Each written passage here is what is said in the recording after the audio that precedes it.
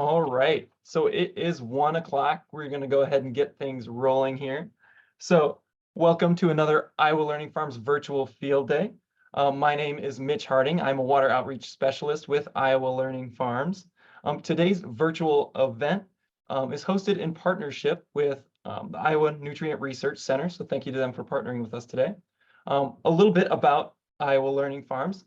We were established in 2004 with a goal of building a culture of conservation by working with farmers and researchers to implement practices that improve water quality and soil health. So we do this with many partners, including the Iowa Nutrient Research Center, but we also partner with the Iowa Department of Ag and Land Stewardship, the USDA Natural Resources Conservation Service, Iowa State University Extension and Outreach, Leopold Center for Sustainable Agriculture, Iowa DNR, the Conservation Districts of Iowa, the Iowa Farm Bureau, Practical Farmers of Iowa, GrowMark, the Iowa Agricultural Water Alliance, Iowa Corn, and the Sea Change Project. So for a little bit of housekeeping, if you have any questions throughout our virtual field day today, please go ahead and put those into the chat at any time. How things will roll is after this introduction, we will play a short video clip. And then after that video clip, we will be going through questions, doing some Q&A. So feel free to put your questions into the chat at any point during the presentation today. Also, we are going to be sending out an evaluation this afternoon. These evaluations are really great for helping us to see how we can improve our virtual field days for the future. So we urge you to please go ahead and fill out that evaluation. That'll help us for future events. Also, this is just the beginning of the conversation. So we urge you to take what you learn here today, talk to other people, network, and really just share the message and just make this the start of the conversation.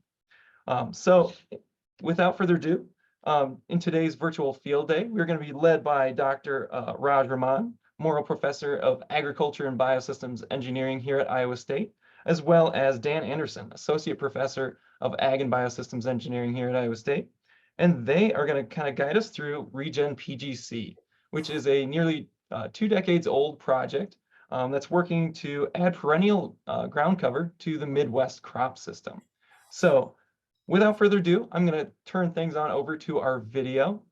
Again, if you have any questions throughout the presentation, feel free to put those in the chat at any time, and we will get to those after the video.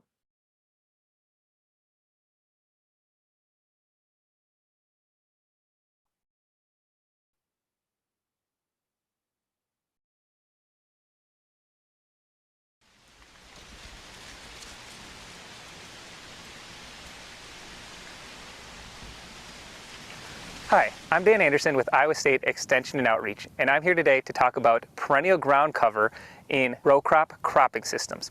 This is a pretty large project funded by the USDA to work on can we come up with a cover crop that we only have to plant once and then manage instead of reestablishing every year to help with environmental services while we're producing our row crops.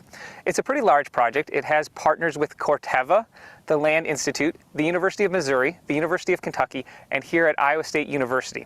So as part of this perennial ground cover project, we're trying to grow a perennial, in this case mostly grasses, with our corn or soybean species. And there's really a couple parts of the project where different teams are working on achieving a goal. The first one is, what corn should we select? We have a lot of experience with different corn hybrids, but all of a sudden we've changed the system where we've added a competition of a grass. And is it possible that certain varieties of corn compete better with the grass than others? That is, maybe they're less sensitive to seeing something green near them. So corn breeders on this project are helping to evaluate different genetics to see which ones might be best to pair with the ground cover.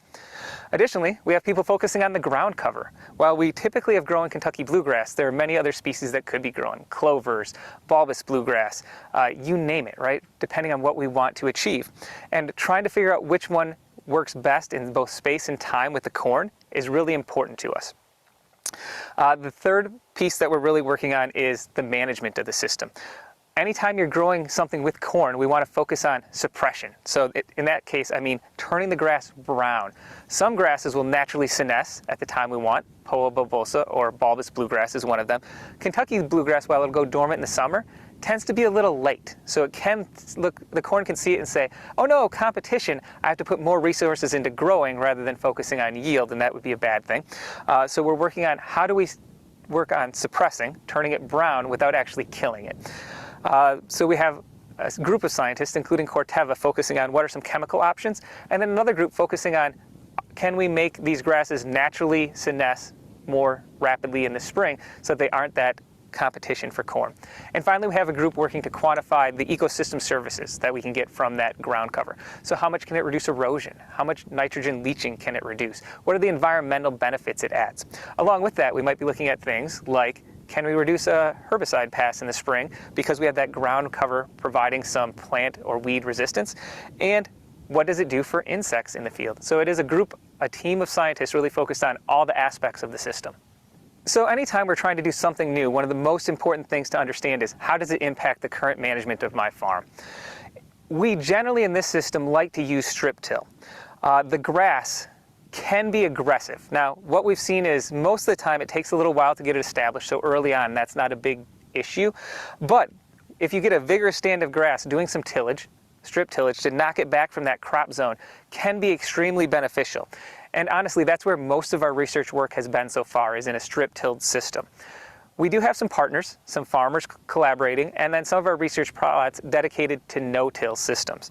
That is something a little newer, and what we've been trying to do in those systems is band spray a herbicide where we're going to plant the corn. While the grass and the corn tend to grow at different times, that grass can provide some pretty stiff competition, and especially in dry springs, if the soil gets dried out, it can be hard to plant into.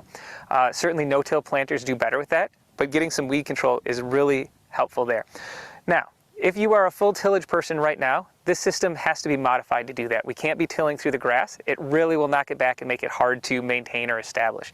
And when you compare this maybe to a traditional cover crop where we're trying to establish every year, the seed tends to be more expensive. It's more of a multiple year investment. But it is an investment in time and money that you only have to make hopefully that first year. And with good management, we can get that grass to last multiple years. The second part we've seen is that oftentimes if you're growing a traditional cover crop, people are interested in potentially using it as a forage or grazing cattle on it. That worked great for something like cereal rye, where we tend to get a yield of 2 to 3 tons an acre of biomass. With Kentucky bluegrass, just like you might think for your front lawn, it doesn't tend to get as tall. So if you want a grazing cover crop, unfortunately, this isn't it. With that said, there are other perennials that might be advantageous for that. Some people have looked at fescues as a potential grazing agent, and that can be really helpful. Now with that said, even though in this case we're probably in the neighborhood of 1/4 to 1/2 ton of above ground biomass from the cover crop, it can be helpful so that we're maintaining surface cover while we're letting some of our cattle out to graze the corn stover that would already be on the field in the fall. So grazing that residue is a pretty common practice, and oftentimes if we don't have a cover crop or a perennial ground cover, the soil can get pretty beat up, and we do end up with some manure on the surface that if we get a large rainfall is prone to runoff and nutrient movement. The cover crop here can help with that. Additionally, while it's not going to provide a lot of fodder for your cattle, they still do like to eat it and munch on it, and it's pretty tasty as well. So they will graze it, but more so with the grazing, it's probably more for the corn stover. So I mentioned that perennial ground cover is really a multiple term investment. So the plots we're standing on today, this ground cover is about 6 years old. So it was established a fair while ago in the 2019s. And it's still persisting really well. And I think that's generally going to be the case, actually. As it gets planted and established, it tends to be more aggressive. So we've had great luck maintaining it. Now there are some things that can damage it. If you need to take your equipment out in the field when it's kind of wet, you can cause some damage to that grass. It tends to come back, but it's sometimes noticeable and you might have to do some repair areas on that. Our goal is really a system that hopefully once you plant it once, can last for 15 to 20 years, maybe more. So it is a long-term investment. So the seed's more expensive, but some of the advantages are you only have to plant that one time and hopefully get to use it and absorb the benefits for a long period of time. I think a couple things to note. On the research side, we were really mostly concerned about our ability to manage the grass, right? To make sure it was turning brown and not cause yield goal. And actually the plots that we're standing on right now, that is one of their primary focuses, is how does grass management impact yield goal? And here they have a couple different types of grass. We have this Kentucky bluegrass that they manage both suppressed and unsuppressed. So we know with unsuppressed grass, you're going to take a yield hit. The research here suggests somewhere in the neighborhood of 40 to 50 bushels per acre per year at worst, and an average somewhere in the neighborhood of 30. Now when they suppress the bluegrass and get it suppressed well, In good years, we're about yield neutral. In bad years where we've had some issues, maybe a small yield decrease of 5 to 10 bushels an acre. With the Poa bulbosa, and that is a grass that naturally senesces in the spring, it has been equivalent in yield to our control plots where we don't have any perennial ground cover growing. So I think there's lots of hope. And one of the visions of bulbous bluegrass is that there are certain genes that help it go dormant. And can we figure out what that is and breed it into that bluegrass? Because that is a management concern, right? While you're probably spraying for weed control anyway, the timing of that spray gets much more critical if we're trying to suppress a grass. So if we can make that a little more management friendly, the system will be a lot more robust. So while we aren't directly measuring water quality on these plots, we do have plots in other locations that are more astute for measuring water quality, particularly up in northeast Iowa at the Nashua Research Farm. There's tile drainage underneath those plots. We measure the center tile and have about 1 acre plots of Kentucky bluegrass. Starting this year, we planted some bulbous bluegrass this fall, so we'll have water quality data from both the Kentucky bluegrass plots and the bulbous bulbosa plots. On the Kentucky bluegrass plots we've had so far, we've been measuring those for about 3 years, and we've seen somewhere in the neighborhood of a 10 to 15% decrease in nitrogen movement down to that tile line. With that said, those are really dry years, so we're going to keep going. I think if we get more average weather conditions and a little more leaching, hopefully that bluegrass will shine through a little bit more. But in some of those years, we've had very little water movement down to the tile line. And while that's great from a nutrient loss standpoint, it does make the monitoring data a little less exciting from a research perspective, because if it doesn't flow there, it's hard to see.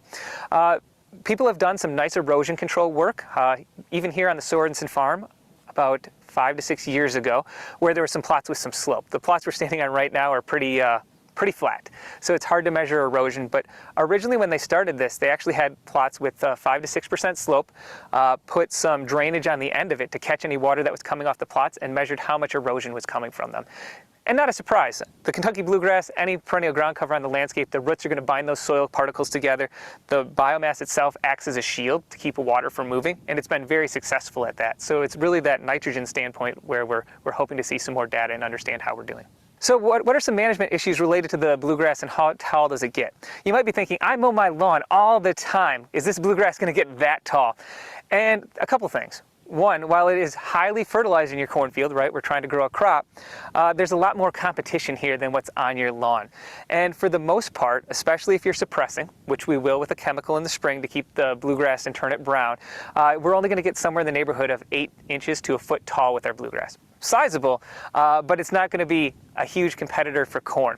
And then part of that is, once that corn is up and established, the grass gets a lot of shade.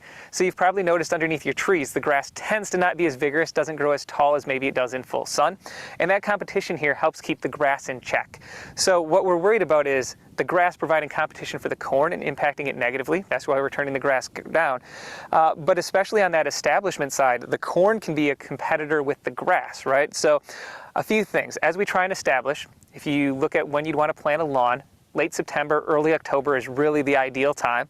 In many of our Iowa cropping systems, that can be a struggle, right? We're still waiting for corn to get harvested. Maybe if you're planting an early maturity soybean, that gives us a great opportunity to get out and plant.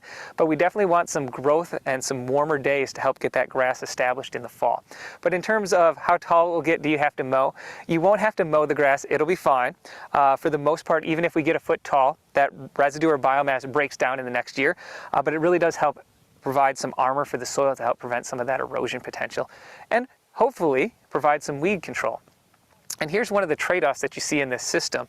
More biomass tends to lead to better weed control, but it also means more competition in the corn. So one of the things we're trying to figure out is, how do you balance those three factors, right?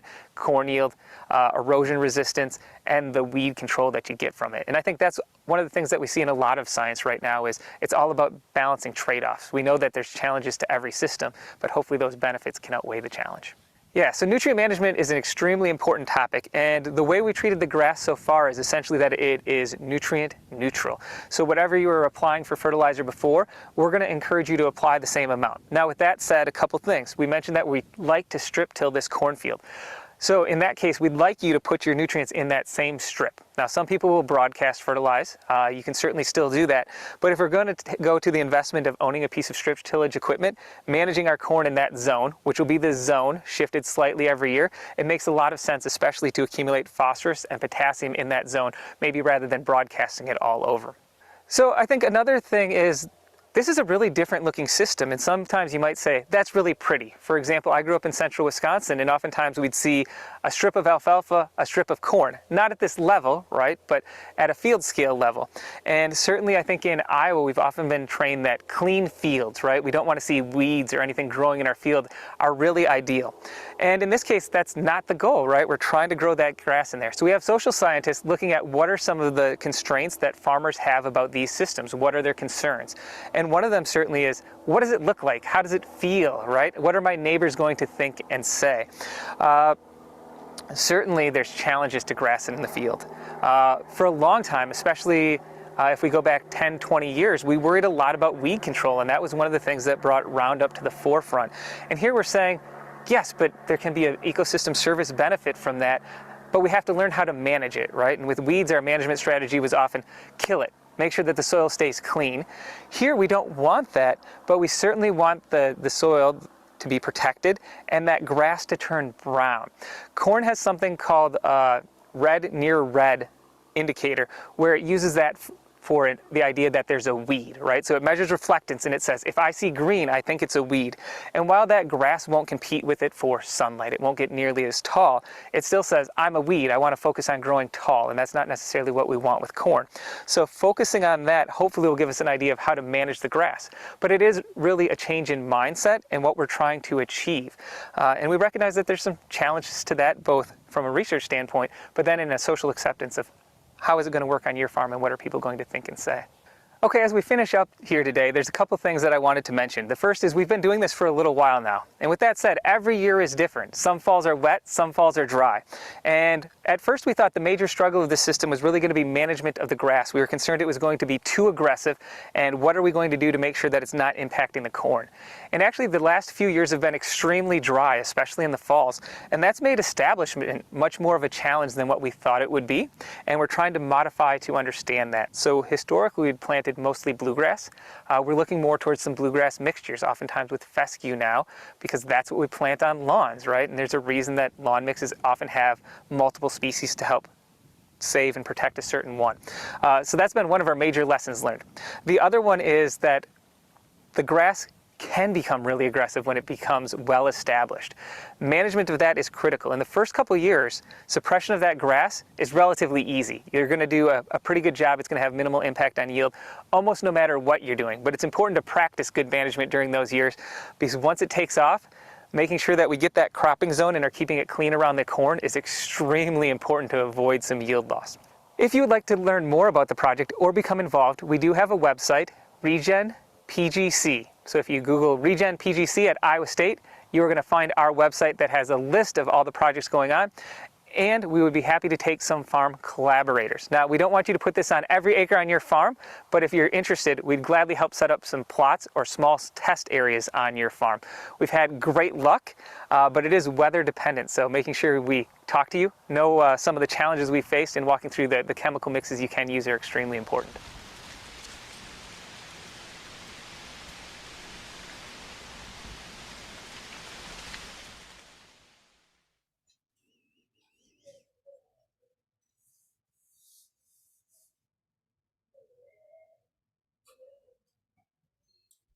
All right. So as we continue to get questions in here,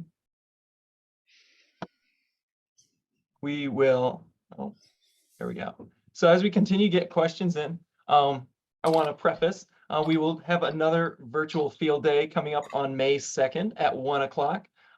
This virtual field day will be focused on ag drainage, well closure, the ag drainage well closure project with Iowa Department of Ag and Land Stewardship. And we will be celebrating Soil and Water Conservation Week for that virtual field day. So I urge you to go ahead and attend that virtual field day also. So let's see what we've got for questions that came in. Stop sharing my screen quickly. All right. So one question we had was, are there any tests being done with soybeans instead of corn? Yes. Even on my plots up at Nashville, where we do some of the water quality work, there we had done continuous corn for a while. Starting this year, we have the POA bulbosa, that bulbous bluegrass. with a corn-soybean rotation. But even before that, some of our scientists have been playing with soybean rotations. And I know Raj likes to tell a story. One of the collaborators, his first year, tried it with soybeans and got really positive results. The soybeans out yielded I the, think he's here today, Dan. is he? I missed Or it. Yeah. he or Chris are here today. Yeah. Yeah. Where the soybeans really yielded well, they out yielded the control soybeans, and we're really excited about it. But there are certainly some challenges as well. But it can be done in a corn soybean rotation. I think most of our experience, or the majority of our experience, might be on continuous corn. But it can be done on soybeans. I think the challenge for us with soybeans is row spacing isn't always the same. So when you think about the corn rotation, almost everyone's planting 30-inch corn, so we can think we have a grass strip and then a corn strip and a grass strip. And perhaps you're doing that with soybeans, but perhaps you're altering your row spacing. And if you're altering your row spacing, we have to think carefully about how would that work and how do we manage it. But it can be done with soybeans. It might be just as easy with soybeans, but the row spacing becomes a big factor. All right. We got another question about Mitch, can I interrupt for a second? Yeah, go for it. Can I just say a couple of words for a second? We'll kick right back into the questions. Yep. I appreciate it because I hadn't seen Dan's video and it was wonderful. Thank you, Dan. He remembers more about the project than I do, and I'm the pretend director of this. You talked about 2 decades, and I wanted to point out that the work here at Iowa State really kicked off with my friend and colleague, Dr. Ken Moore in agronomy. I think Ken's on this call. And he started this work, like you said, on the order of 2 decades ago, and has had a series of people working with him, and some of whom we've been lucky enough to hold on to. This RegenPGC project, per se, we pursued since 2017 or 2018 the funding, and we received funding for this large project in 2021. So we're just about at the halfway point of what will end up being a 5.5 or 6 year project. And like Dan said, we're really trying to take this amazing system and make it more reliable in multiple dimensions, because it clearly can work, but it doesn't always work. And we want to make it more reliable. And we are relying on, as Ken and others on our project often say, we do rely upon farmers to help teach us and to help collaborate with us. At the same time, we recognize the risk that's inherent in the system at this stage, and we don't want people to go do this very large scale. So that's the needle that I want to thread, is those 2 points. And I do want to acknowledge Iowa Learning Farms and INRC for providing us funding along the way and support along the way. We really appreciate it. One last thing, and I'll be quiet and we'll go straight to questions. In addition to the main areas that Dan talked about, we have a 5th objective area that he mentioned, socioeconomic, that also has a very strong policy thread. Dr. Cindy Bartel, who worked on Capitol Hill for something like 7 years and also has a PhD in agronomy. She's been working with agencies, federal agencies, to tell them about this, to start sort of setting the stage if such a thing becomes more reliable, to have them knowledgeable about it. And we think that's a really important part of taking a system and making it worthy of implementation on a lot of acres. I'll stop there. Sounds great. So we got a couple other questions in while you were talking there. So one question, you talked a lot about grasses, especially like Kentucky bluegrass and bulbous bluegrass. Somebody was wondering more about like a legume cover instead of a grass cover. Yeah, I agree. Legume covers sound great, right? Have your cake and eat it too. Maybe it'll make some nitrogen for us along the way. And we've had a great collaborator, Brandon, at the Land Institute, was really interested in clovers and has tried to make clovers work. Certainly there are people on the team that think about clovers. And the goal is beautiful, right? Trying to fix some nitrogen to help feed our corn. I think our experience has been maybe with clover, it's a little more challenging to get good suppression, good control. That's not to say it's not a worthwhile goal to pursue, but we didn't maybe feel like it's quite as ready or quite as easy for us to make a system that's reliable.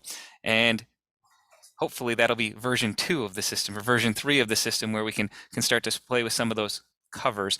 But as we thought about our project, our goal, and where we were, it was really providing some of that reliability. So certainly I understand why you'd want a clover, especially from a pollinator habitat, potentially for bees too. But there are maybe a little more challenge to managing clover well. Yeah, I think Dan nailed that.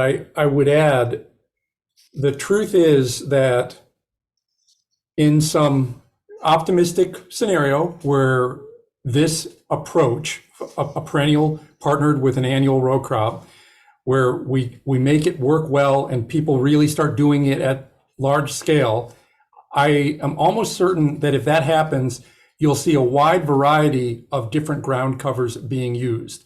And in fact, you might, if you feel really optimistic, if the coffee was good today, you might say, oh, 8 years from now, if a lot of people are doing this, there will be sort of market pressure for people to develop newer and better ground covers that provide functionality that we've imagined, right? Nitrification inhibition, or so you can imagine all kinds of interesting things, and we would make that happen. One of the things that we struggle with, or we have to acknowledge as a project, even though we're a large project with a lot of great people, is that we can only do a little fraction of all the things we can imagine doing. And so we've somewhat really tried to focus on the idea of making one or two covers work well enough to start seeing people roll it out. And the two most promising candidates right now, as Dan said, are the Kentucky bluegrass and then an improved poa bulbosa called Radix hybrid bulbosa. Radix company out west. They're using this product in vineyards out west, and we've had some success with this material here. So we see those as our early stage two pathways to scale. And that doesn't mean we don't appreciate the other great things that could be done with other covers. We just don't have the bandwidth to test all of them. Great. So we had another question that rolled in, talking or asking about nitrogen management in the system. So like timing, placement, what form of nitrogen are you using in your studies, things like that. A little bit of everything. I'm a manure person, so up at Nashua we use fall applied manure. I think a lot of our colleagues have done things with anhydrous ammonia or UAN. Anhydrous probably often in the fall, UAN in the spring. But it's really hopefully a system that isn't going to change your nitrogen management drastically, right? It hopefully fits in with your nitrogen management. Like we said, rate is hopefully very similar. At least that's what we've been working on and seeing good results with.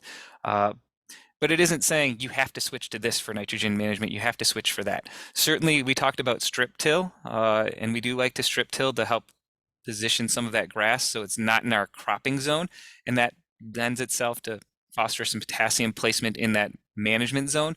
But nitrogen, we aren't saying you have to do anything, but certainly in those systems where you are managing for a crop zone and a grass zone, trying to put the nitrogen maybe in the cropping zone makes a lot of sense. Is it a requirement? No, but it seems to make sense with what we're doing. With that said, we have collaborators who are trying no-till. We have some plots that are trying to no-till, and they might not manage that same way to have all fertilizer goes in this zone, and we're open to that. I think it can be done, but certainly if you go with our version that is more of a strip till, trying to manage that cropping zone for your fertility is what we're thinking, and makes a lot of sense, but not necessarily required. So another question, will you be comparing your results from these studies to like prairie strips or similar practices?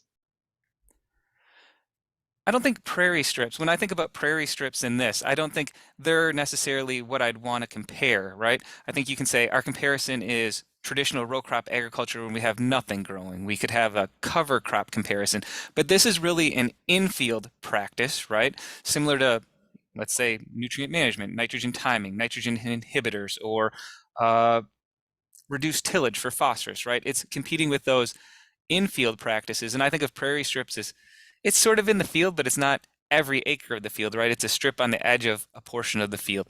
So I don't think they're those two are in collaboration. You could have prairie strips with perennial ground cover, right? We could have a plot of perennial ground cover and corn, and then every so often put in a prairie strip.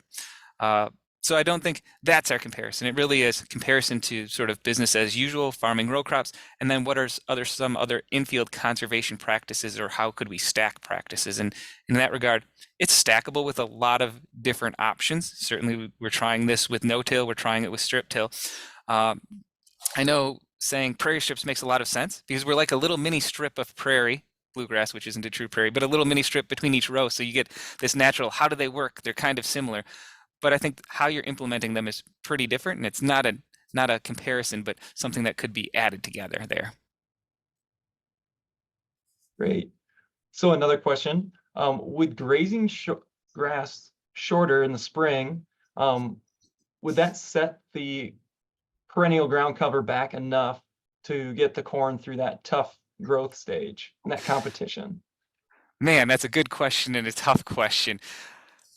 And I got to say, we don't know. We haven't really tried to experiment with that.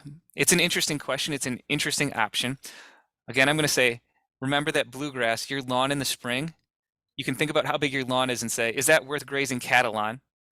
And I don't know, that's going to be pretty tough to get them full on that. And we really do, especially in a system where we're very dependent on yield, probably would lean more towards I like suppression so that we don't hurt yield. Graze your cattle anyway, but we'll probably still want that suppression pass to make sure we don't suffer a yield hit. But I think as we get some of these systems out into the world, especially with people who have cattle nearby, where maybe we don't always have that on research plots, that's something we could play around with and try, especially on small acres. Right, and it's the viability of that kind of approach will vary with where you are on the landscape. And there are a lot of acres that the chances of you even being able to get the cattle to do that is low. And those acres still need it. The way I think of it is we are trying to develop a low barrier to entry option to deliver some critical ecosystem services that were lost when we got rid of the prairies and went to these annual systems with long periods of bare ground. And I fully understand that Kentucky bluegrass is not a prairie, yes, but getting something out there on the landscape for these long periods of time that we're bare could make a huge difference to the footprint of our current agricultural system. And in fact, a bias of mine, and I know that some people will not like it when I say this, but it's a bias of mine, is that we need to keep our eye on the ball to develop approaches that are appealing to people with big acres. If all we're able to do is develop systems that a small fraction of people who are really committed to doing things right will do, I don't see how we move the needle that far. And one of the things that excited me about this vision of Ken Moore's back when I really first learned about it in 2017 was that you can see how it might be something that could be done at scale. And again, I don't make the claim, we would not make the claim that we are there yet, but we can at least see, we think there's a route to getting this to where you would see large portions of the landscape doing this practice. If we're a combination of smart and lucky in our development program, but that's what we're aiming for. Awesome. So have you tried flame cultivators as suppressing grass? Or what other things have you tried? We have, well, and I should let some of my colleagues who I know are on this call who have better memories than me can tell me I'm wrong, but I feel as though we have not as a team tried flame suppression, if you will. But I feel like Brandon has told, Dr. Brandon Schlautman at the Land Institute has told me about, I feel like the person was in Illinois, and they may have been an organic corn grain farmer who was doing some kind of a perennial ground cover and using flame suppression. So I think it's been done. I don't know that I think of it as something that will be done on those big acres that I was talking about. Anyone step in and correct me. I mean, and there's go ahead. Go ahead. No, go ahead. Well, I think somebody sent you and I this about having seen little barley, Hordeum Pasillum, as a cover crop. This person's in southern Indiana and has volunteer little barley every fall. It's amazingly thick with dense but shallow root mass. I'm not familiar. I'd welcome anybody. Dan, I don't know if you're familiar with that plant. I am not.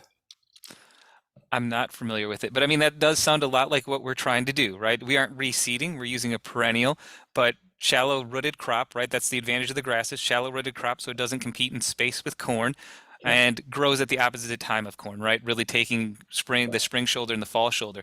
So if you have little seeded barley that's achieving that, I think that's a wonderful system. It can work for you. It's not the one that maybe we're focused the most on, right? Because we really want that perennial. aspect of it, but certainly there are other ways to sort of get at the same benefit.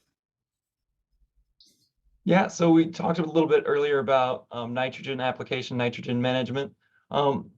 Question, have you looked into, I know you mentioned that you try to kind of stay with what you would normally be applying to a field without the perennial ground cover.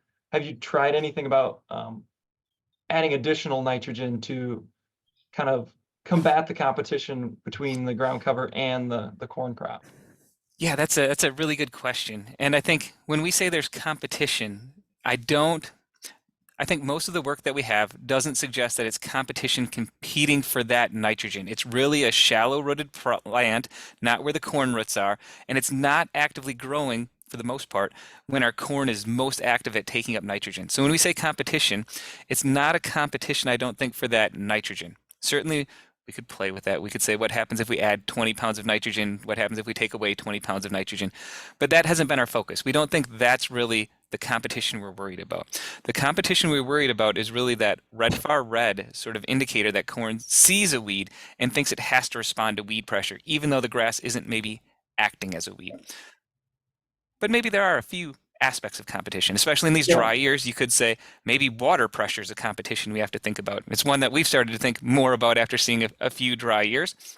Brandon, our partner in Nebraska, has talked about what's the water competition with this perennial ground cover for a while, but in our non-red rain-fed, non-irrigated states, that's maybe a little more to our forefront of our mind right now. We normally think of Iowa. We have plenty of rain in the spring. It's often too wet. That water competition, using a little water then, doesn't hurt my feelings. It'll give us a chance to get in the field. Or in the fall, oftentimes our evaporation potential is low. Maybe we worry more about trafficability of the field during harvest or causing compaction. Maybe a little water use there is, again, to our benefit. It helps us get into the field sooner. But I worry maybe a little bit more about that. I think I see a weed or water maybe competition than nitrogen competition, just because of space and timing of when both plants are growing and where their roots are actually seeking those nutrients. Certainly fine-tuning nitrogen management will get to be important, but when we think about deployment, it's probably not our number one thing holding us back, right? It's fine-tuning rather than the big picture sort of making the system work. And just to tag onto that, there is an ongoing conversation in the project about where the real competition is. And a lot of us understood or believe that it's really primarily was this shade avoidance response that corn exhibits strongly relative to seeing the competition, right? And that if you're brown, if your ground cover is brown, you don't have this problem. And as Dan just said, in really dry years, you start wondering, well, is there a water? And water's complicated because yes, a green plant is going to transpire, but it's also going to provide shading to the soil surface, and it's probably increasing infiltration. So which is it, right? So it's an ongoing conversation. It's part of the research that we're doing. Marshall McDaniel, who I think might be on this call, has been doing some interesting work trying to look at really high resolution transects underneath PGC systems to understand microbial carbon, microbial carbon, water under there. So this is part of the research that we're trying to do. And to just talk about the project a little more, there's a combination of things going on in this project from a research standpoint, let alone extension and education and commercialization. But from a research standpoint, there's research that's about trying to get to a version that we trust enough to ask more people to do, which is a sort of, I don't want to say just empirical, but it's to figure out how to make a version that works. There's also research to understand the fundamental mechanisms that are causing the interactions that we see. We're doing both. And yeah, that's an exciting part of the project. So somebody mentioned that USDA ARS in Minnesota is also doing some research on perennial ground cover. So have you been collaborating with them or any other people out of other states on this project? We had collaborators in the grant writing process for this. So we took 3 tries before we finally hit a home run. Right? We struck out twice. And in the 2 earlier versions, we had collaborators from the University of Minnesota and ARS there. who, for various reasons, nobody pushed anybody off, but they were not on the third go around, which is when we were funded. And I am actually not up to speed on what they are doing there in any kind of deep way. I don't know, Dan. Are you familiar? I'm not keeping up with it right now. No, but if I do Google that real quick, which I did, Ken Moore's paper comes up as the first one on the soil management USDA. So I feel like Ken was in touch with them, and it's exactly what Raj said. Like they had a relationship and probably are similar approaches, and we appreciate the work that they're doing, and it's definitely something I'll look into a little more now. All right, so somebody had a question, kind of more based on the establishment of the perennial vegetation. So how do you go about planting this vegetation, and are there any issues kind of surrounding that? Yeah, that's a brilliant question. One, Brandon Schlottman from the Land Institute and Roger Hintz, who works with Ken Moore. I've seen Roger here today, I think. Ask all the really difficult establishment questions of them. And I'll give you a little bit of some of our experiences. We know, like, if you wanted to establish your lawn, I'm going to spoil that lawn and water it, irrigate it, make sure it gets super happy and grows really well, right? And that's one of the struggles with trying to do this in a field. One, we're going to try and establish maybe a little later than what we'd optimally want to, right? I would like you to plant this perennial ground cover in late September, mid-September, and you're going to say, I am growing corn in that field. How do you expect me to do that? And I certainly understand. But if there are options to think about planting a shorter variety soybean that year where you want to establish and establishing it under that soybean to get in a little earlier so that you can get growth, get it into the ground sooner, great. We've had a lot of water pressure the last few years, and I hate to say it, but Nashua's site did not establish nearly as well as I was hoping it would, right? And some of that's weather conditions. We'd water our lawn. We get the rainfall that we get here. Brandon had some work under irrigated sites out in Nebraska, Kansas. And man, if you water it, it establishes pretty well, right? But that isn't always an option. One of our partners from Corteva, Sarah Lira, really has been working with this bulbous bluegrass. And one of the things that she's seen is it seems to establish better under drier conditions than what we've seen with Kentucky bluegrass, right? So all that to say, establishment can be a challenge. It's something that we see as one of the limitations of this system that we're really focused on. How do we help establishment? And I mentioned in the video, I talked a little fast, but we mentioned we're looking into it, right? Bulbous bluegrass might be an option. Kentucky bluegrass with mixes of other grass to help with that establishment, get them going, are two means that we're really pursuing. What we're really looking at is once you get that crop harvested in the fall, you're going to go out and hopefully drill on that Kentucky bluegrass. The seed is higher cost than what you might think of with cereal rye. And because it's higher cost, we don't really want to be in situations where we're probably flying it on with large planes and not getting the seed right where we want it with good soil to seed contact.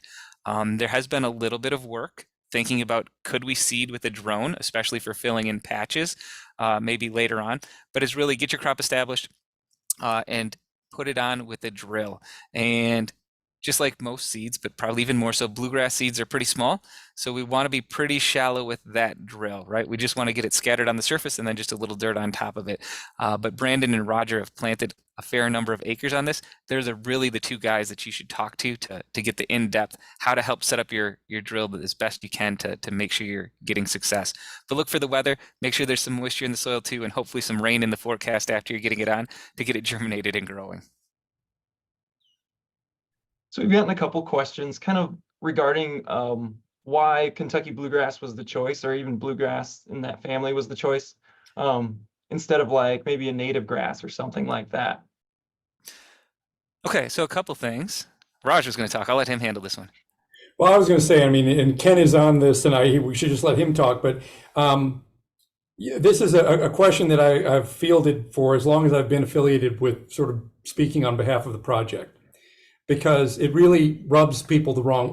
It rubs some fraction of people who are very interested in the kind of benefits that could come from the system, see this and they're like, what are you planting a golf course for? Why would you do such a thing? Ken and his student Scott Flynn did an evaluation of 35 potential ground cover species. And I think the way Ken has said it to me is we failed a lot. And Roger Hintz was, of course, involved with that also. And here's the way I think of it. Many of those native perennials have a similar temporal activity and spatial activity. They're deeper and they're highly active in the midsummer. And what Ken came to believe is that you needed to think about being complementary to the row crop in both space and time. Complementary in time means summer dormant, spring and fall active. Complementary in space means short and shallow. And Kentucky bluegrass, and especially as somebody's pointed out, some of the older variants that might not have been bred to stay green all summer long, has been very promising in this regard. The Radix hybrid bulbosa RHB, or bulbous grass, is attractive because it's day length sensitive. It's a native to the Mediterranean, and it goes brown close to the time that corn emerges. So these are the choices because of their compatibility with the existing corn system. And that becomes a very important criteria when you think about why people aren't doing cover crops, say, as much as we might like to see. It becomes the ideas of timing and convenience they're real. And these systems, using something like Kentucky bluegrass, appears to address that as well as anything that we have. Great. So another question, and this kind of is with the establishment, so you may or may not know, but they were curious about if you get weed patches, like in the field when you're trying to establish that perennial ground cover, as well as how do you control the weeds when they do kind of burst through that ground cover. So maybe I've been lucky. I haven't had too many weed patches with establishment. I think your weed pressure is going to be dependent sort of on how clean your field is to start with. And perhaps we've tried to say, start with fields that are relatively clean to start with, so we don't have to deal maybe with as many of those weed challenges. We do have a partner, a great partner in Corteva, who's really been working with us on how do we have the opportunities to turn grass brown, make it senesce, without killing it, and what are some chemical options. And one of the options we've been playing with is Liberty, right? And so there's Liberty Link corn, so you can come through and spray and not have any negative impacts on your corn, get some weed control. But that has definitely been one approach. And then what are things we can add to that, right? So what are some adjuvants to make it more effective? But certainly your chemical program will not be as simple as I've Roundup Ready corn and I'm going to go spray Roundup, right? So we do have to be more thoughtful. That is one of the things we knew would be different and a challenge, and one that we're extremely focused on continuing to develop. You heard great questions today about burning the weeds off, right? There are a lot of potential options. Certainly one of our project goals is, does ground cover give us overall, once it's established, just some weed suppression that we can really take advantage of? So if you're going to try it, if you have cleaner fields to start with, certainly that helps to avoid some of those weed patches, especially if you get poor establishment. But I know up at Nashville, we've had pretty good luck with Liberty, keeping our fields clean, and with suppression of the grass. Your mileage may vary, but that's been our experience. So great question here. Looking at like the costs of putting this system in and changing your system into a system that would have a perennial ground cover, have you done any research into that, the cost of kind of switching over? Cindy Bartell put together an amazing Enterprise budget. Yeah, and an amazing enterprise budget that looks into exactly that, what it would take, where potential new costs come from, where potential cost savings might come from.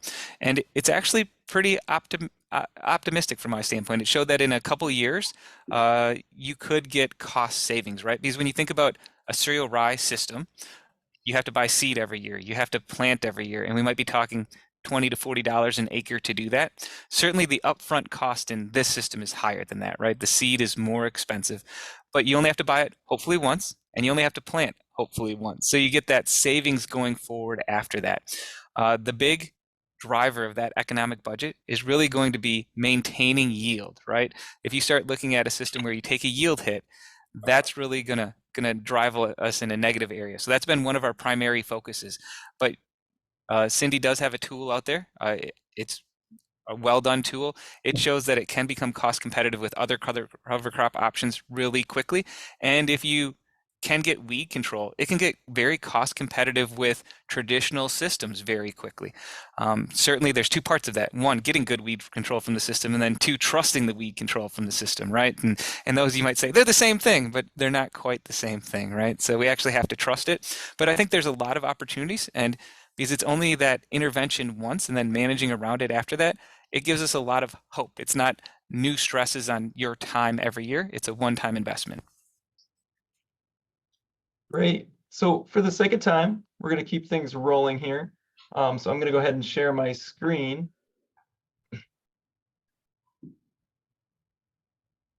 So again, join us next time for our virtual field day. Also, if you're watching today to get your CCA CEU credit, please email Lena Whitaker at alenaw@iastate.edu by 5 p.m. today with your name, the name you entered the webinar with, or the virtual field day with, and your CCA number. So her email is alenaw@iastate.edu. Please send her that email by 5 p.m. today. Also, if you are a landowner and interested in a wetland, oxbow, or bioreactor, or saturated buffer, please submit your name, email, and or phone number in the chat, or email to ilf@iastate.edu, and we will connect you with somebody in the Iowa Department of Ag and Land Stewardship. So if you're interested in any of those practices, just let us know. Also, if you're watching today and have not taken our voluntary demographic survey, please go ahead and do that. You only need to do it once in 2024. So if you haven't taken it, please go ahead and scan that QR code and take that demographic survey. And then again, May 2nd, we will be hosting another virtual field day focused on the Ag Drainage Closure Project with the Iowa Department of Ag and Land Stewardship to celebrate Soil and Water Conservation Week. So I thank you all for coming today and visiting with our virtual field day today. Thank you to Dan and Dr. Raj Raman. Thank you for that. And thank you to the Iowa Nutrient Research Center for partnering with us for this virtual field day. Other than that, have a great day. Take care. Thank you so much, Mitch. Thank you, Yeah, everyone. thank you, Mitch. Thank you, guys.